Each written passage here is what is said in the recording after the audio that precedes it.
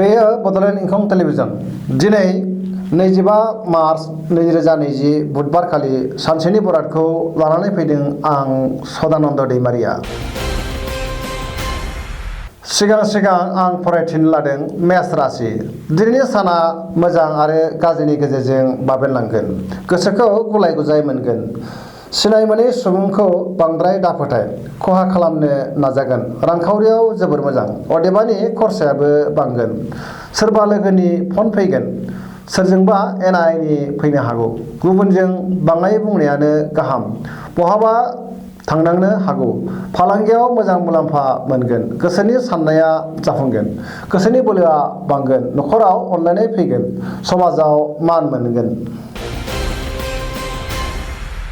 वृष राशि। दिनैनि साना जोबोर मोजां। गोसोनि बोलोआ बांगोन। गोसोनि साननाया जाफुंगोन। देहाया मोजाङै थागोन। सोरबा लोगोनिफ्राय हेफाजाब मोनगोन। रांखावरियाव जोबोर मोजां। मोननो गोनां धोनखौ हरखाबै मोननो हागोन। समाजाव मान मोनगोन।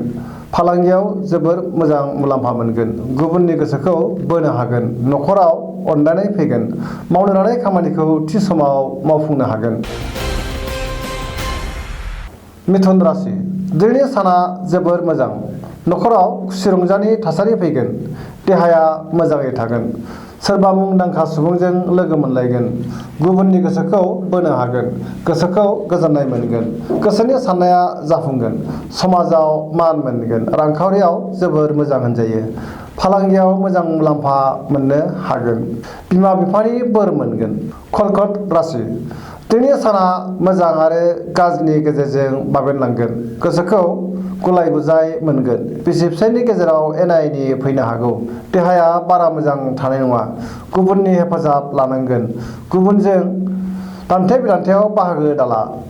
मोजां खामानियाव मुखुब थानांगोन। रांखावरियाव मोजां। फालांगियाव लोगोनि हेफाजाबजों गोबां मुलाम्फा मोननो हागौ। सिंह राशि। दिनैनि साना जोबोर मोजां। गोसोखौ गोजोननाय मोनगोन। गोसोनि बोलोआ बांगोन। समाजाव मान मोनगोन। गुबुननि गोसोखौ बोनो हागोन। रांखावरियाव जोबोर मोजां, अदेबानि खरसायाबो बांगोन। फालांगियाव मोजां मुलाम्फा मोनगोन। गोसोनि साननाया जाफुंगोन। देहाया मोजाङै थागोन। न'खराव अनलायनाय फैगोन। गुबुनजों दान्थे बिदान्थेयाव बाहागो दाला। कन्या राशि। दिनैनि साना जोबोर मोजां। गोसोखौ गोजोननाय मोनगोन। गोसोनि साननाया जाफुंगोन। समाजाव मान मोनगोन। बहानिफ्रायबा मोजां खौरां मोननो हागौ। गोसोनि बोलोआ बांगोन। न'खराव अनलायनाय फैगोन। रांखावरियाव जोबोर मोजां। फालांगियाव मोजां मुलाम्फा मोननो हागोन। गुबुना नोंनिफ्राय बोसोन मोननो लुबैगोन। सुथुरखौ फेजेननो हागोन। न'खराव अनलायनाय फैगोन। तुला राशि। दिनैनि साना जोबोर मोजां। समाजाव मान मोनगोन। गुबुननि गोसोखौ बोनो हागोन। गोसोनि साननाया जाफुंगोन। धोरोमारि बिथिङाव गोसो दुंगोन। सोरबा लोगोनि हेफाजाब मोनगोन। रांखावरियाव जोबोर मोजां, अदेबानि खरसायाबो बांगोन। फालांगियाव बारा मोजां नङा। गुबुनखौ राङारि हेफाजाब होनानै गोसोखौ गोजोननाय मोनगोन। देहाया मोजाङै थागोन। न'खराव अनलायनाय फैगोन। वृश्चिक राशि।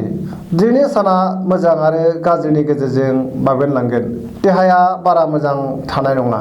गोसोखौ लोरबां मोनगोन आरो मेंग्लिनाय मोनगोन। गुबुनजों गोदै राव बुंनानै गावनि खामानिखौ मावफुंनो हागोन। समाजाव मान मोनगोन। गोसोनि साननाया जाफुंगोन। रांखावरियाव जोबोर मोजां। फालांगियाव मोजां मुलाम्फा मोननो हागोन। न'खराव बिसि फिसायनि गेजेराव अनलायनाय फैगोन। गुबुननि गोसोखौ बोनो हागोन। धोरोमारि बिथिङाव गोसो दुंगोन। गोब्राब खामानिखौ मावफुंनो हागोन। धनु राशि। दिनैनि साना जोबोर मोजां। बहानिफ्रायबा मोजां खौरां फैगोन। गोसोखौ गोजोननाय मोनगोन। गोसोनि साननाया जाफुंगोन। मावनो लानाय खामानिखौ थि समाव मावफुंनो हागोन। समाजाव मान मोनगोन। गुबुननि गोसोखौ बोनो हागोन। न'खराव अनलायनाय फैगोन। रांखावरियाव जोबोर मोजां। आयआ बांगोन। फालांगियाव मोजां मुलाम्फा मोनगोन। देहाया मोजाङै थागोन। बिसि फिसायनि गेजेराव मोजां सोमोन्दो थागोन। मकर राशि। दिनैनि साना जोबोर मोजां। गोसोनि साननाया जाफुंगोन। बहाबा दावबायहैनो खाबु मोनगोन। गुबुननि गोसोखौ बोनो हागोन। रांखावरियाव जोबोर मोजां, अदेबानि खरसायाबो बांगोन। फालांगियाव मोजां मुलाम्फा मोनगोन। नखराव अनलायनाय फैगोन। गुबुनखौ बांद्राय दाफोथाय, मावनो लानाय खामानिखौ थि समाव मावफुंनो हागोन। दान्थे बिदान्थेयाव बाहागो लायैआनो मोजां। धोरोमारि बिथिङाव गोसो दुंगोन। गोबां खामानियाव मुखुब थानांगोन। देहाखौ मेंनाय मोनगोन। कुम्भ राशि दिनैनि साना बारा मोजां नङा। देहाया बारा मोजां थानाय नङा। बहाबा दावबायहैयोब्ला लामा सामायाव सांग्रां जानाया गाहाम। जाब्रबथायनि सम्भाबना दङ। रांखावरियाव जोबोर मोजां, अदेबानि खरसायाबो बांगोन। गुबुननि गोसोखौ बोनो हागोन। समाजाव मान मोनगोन। नखराव बिसि फिसायनि गेजेराव अनलायनाय फैगोन। लोगोफोरनि हेफाजाब मोनगोन।